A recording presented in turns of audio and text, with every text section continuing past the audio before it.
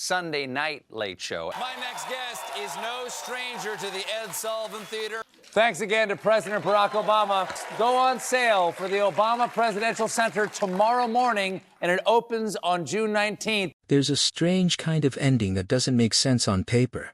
A television show sitting at the very top of its category, more watched than anything else in its time slot, freshly decorated with its first Emmy, gets shut down anyway. Not because the audience wandered off. Not because the host asked to leave. Not because a scandal forced anyone's hand. Stephen Colbert's Late Show was still pulling in more viewers than any other program in late night, when CBS decided the whole thing was ending, not just his run on it, but the franchise itself, permanently. To understand why that feels so unsettling, you have to look past the press releases and into the timing, the money, and the man at the center of it. Stephen Colbert learned that his show was ending the way most people learn devastating news suddenly, and from someone else's decision. Reports from people close to the situation say his team had known for a couple of weeks before he did, and chose to wait before telling him. When the news finally reached him on the evening of July 17, 2025, he didn't sit on it. The next taping, he stood in front of his studio audience and told them himself, getting ahead of CBS's own announcement. What he said that night wasn't bitter, and it wasn't performative. He thanked the roughly 200 people who built the show with him every day. He said he was grateful CBS had given him this chair in this beautiful theater to call home for a decade. And then came the line that seemed to land hardest with longtime viewers.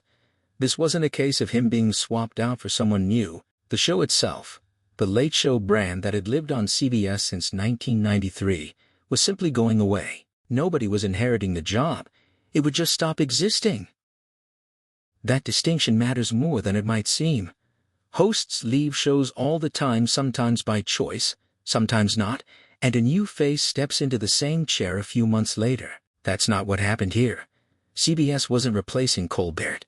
It was retiring an institution that had outlasted 3 decades, one legendary host, and one host who turned it into the most watched destination in its slot for 9 consecutive seasons. When Colbert broke the news, his audience responded with a long wave of boos.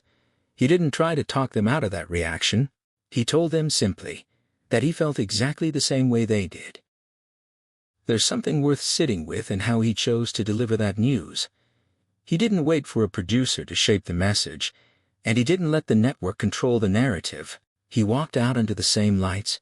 He walked out under every night, in front of the same crew that had shown up with him for a decade, and simply told the truth as he understood it. That instinct to be the one who tells his own audience what's happening to them, rather than letting them read it in a press release first, says something about the relationship he'd built with the people who tuned in every night.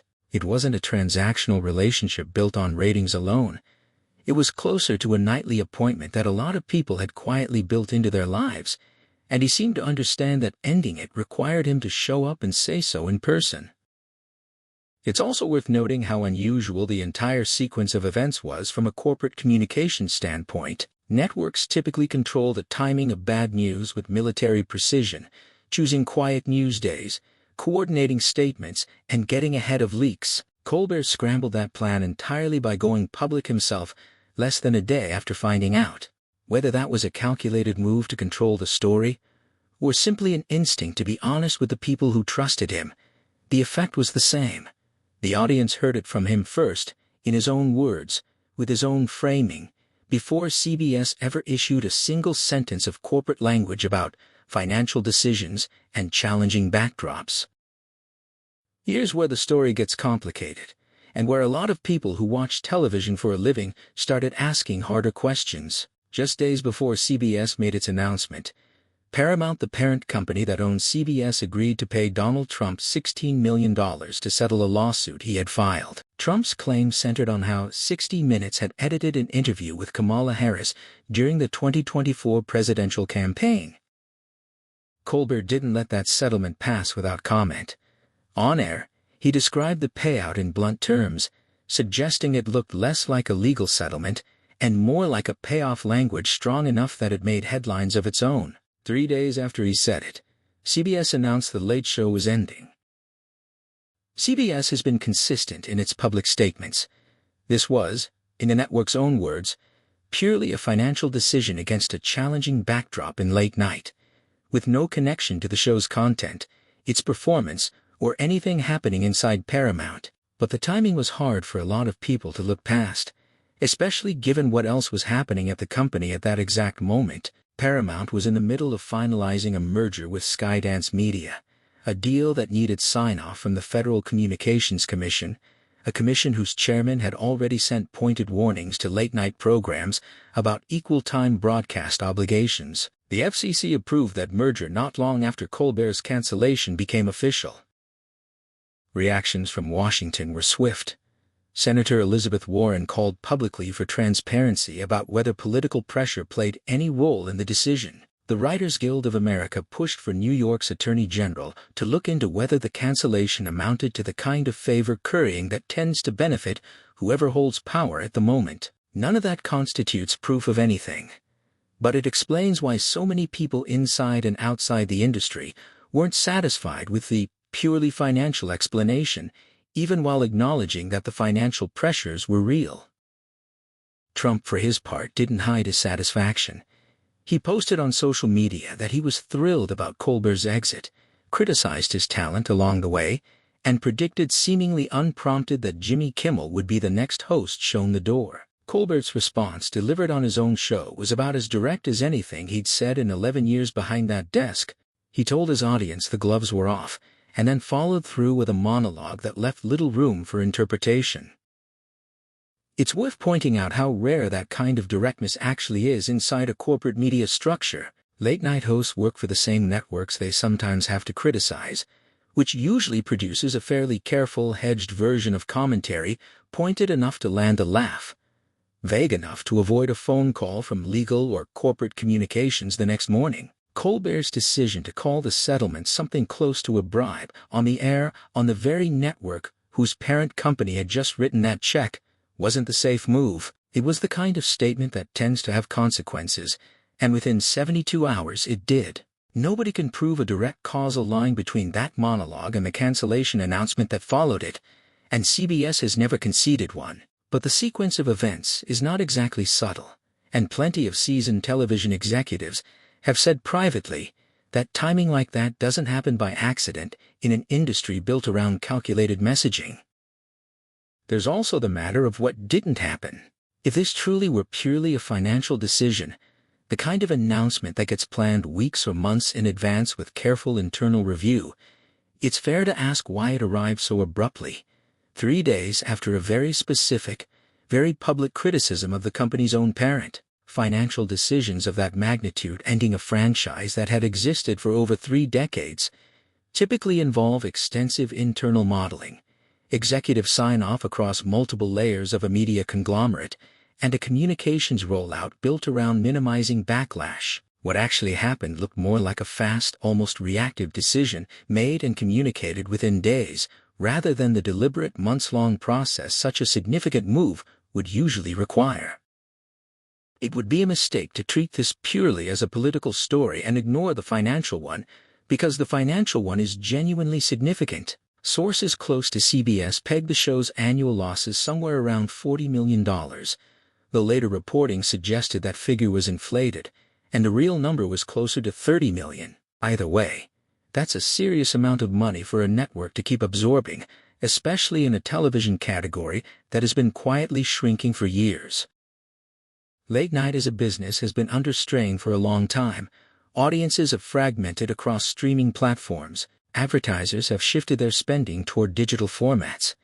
And even when Colbert's monologues went viral, racking up millions of views on YouTube, that attention didn't translate into ad revenue for CBS, because CBS doesn't own those platforms. This is the same math that had already ended the Late Late Show with James Corden 2 years earlier, when CBS swapped it out for a cheaper alternative. The difference with Colbert's show was that there wasn't an obvious cheap replacement carrying comparable prestige. Colbert's program was the most expensive, most decorated thing CBS had in that time slot, which made it both the biggest financial liability and the hardest thing to walk away from without controversy. Colbert wasn't naive about any of this.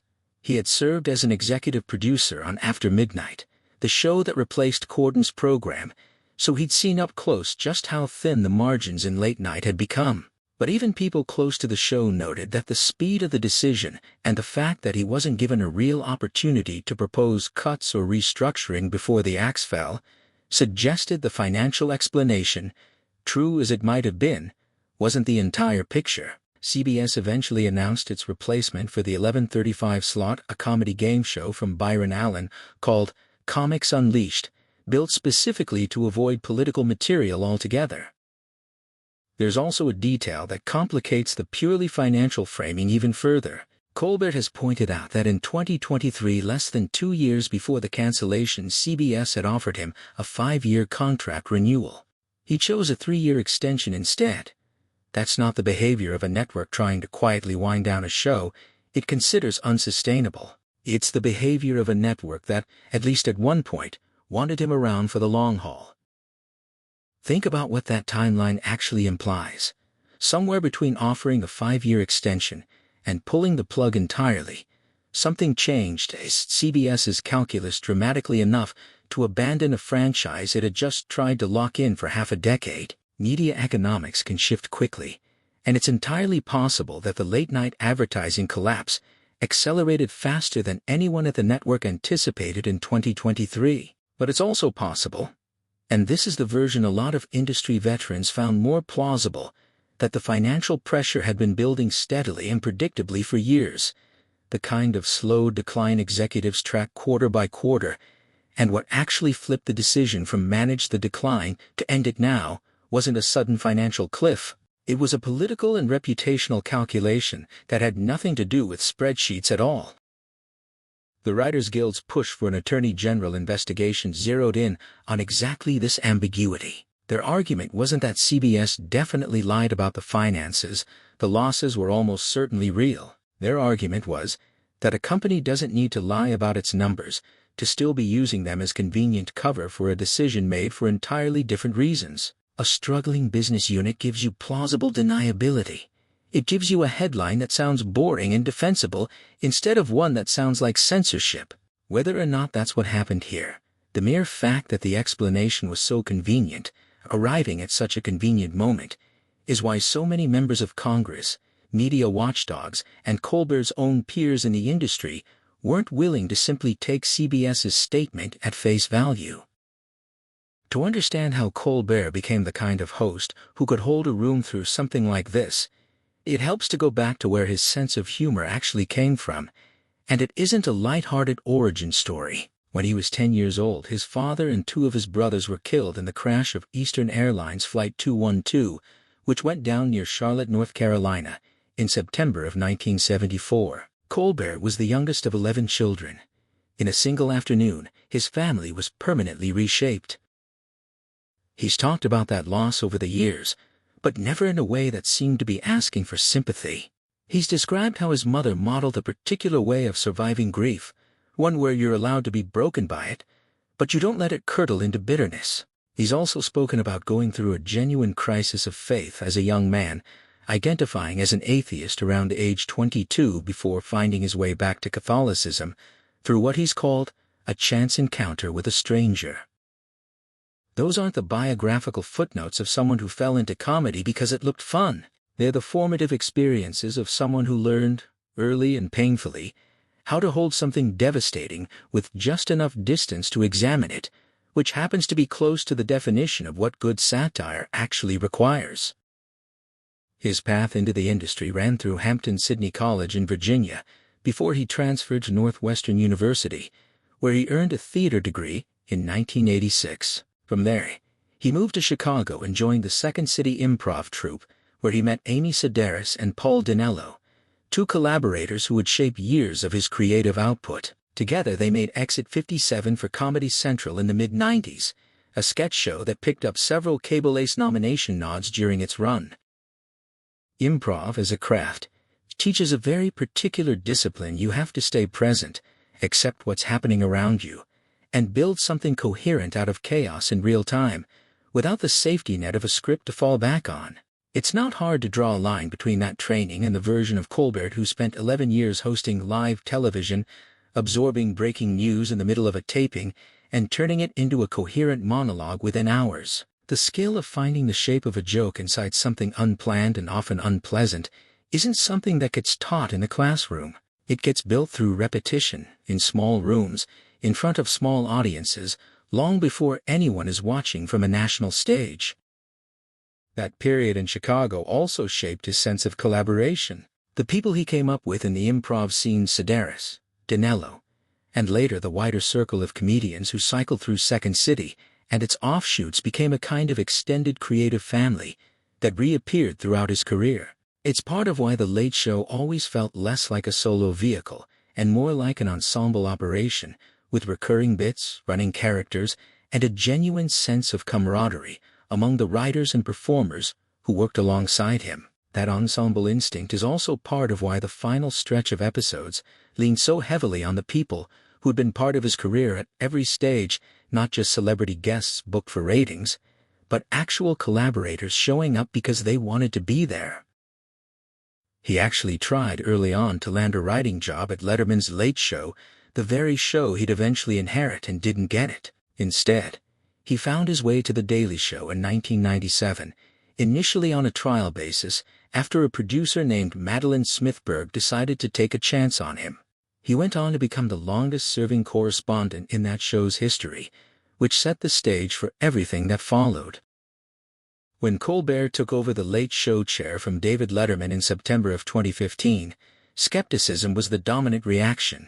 Letterman had defined that 11:35 time slot for 22 years. He wasn't just a host, he was an institution unto himself. Colbert, meanwhile, had built his entire public identity around a fictional character, a satirical blowhard pundit on The Colbert Report, and was now being asked to appear as himself, without the armor of a persona, in a format that had never really tested who he actually was. His first season struggled. Ratings were weak, the tone felt unsettled, and critics weren't sure what the show was even trying to be. A post-Super Bowl special in February 2016 landed especially poorly, drawing criticism as a missed opportunity in front of one of the largest audiences a late-night show could ever hope for. Then the 2016 election happened, and something clicked. Colbert's monologues sharpened. They became more urgent, more personal, and more specifically focused on the incoming administration rather than politics in the abstract. Viewers noticed the shift and started showing up in larger numbers. By the 2016 to 2017 season, The Late Show had become the highest-rated program in late night for the first time since Letterman's peak years, averaging